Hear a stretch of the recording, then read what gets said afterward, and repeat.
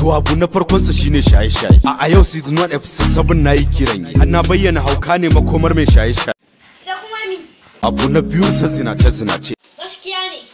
Zinace in na tina wannan musifa na kan rasa me zan ci. To ya abin yake? Don wannan al'amari ya kazance ya kai matakin da ya fi kwatance duk bai kwatance. To wani mataki aka dauka?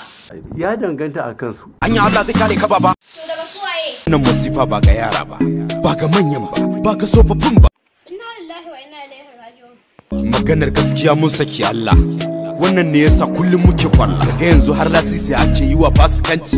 Ko me kai ba wani kyakkyawan hukunci. Wannan musifa ubangiji kai mana. To me ke kawo haka? In baya kyautatawa wasa sai dai karuwarsa. To me ke kawo yawan sace-sace? Bango ba sauran Allah shi yasa musifu ke kara karfi. In ka shiga yinuwa ta kona ka rana ma zafi.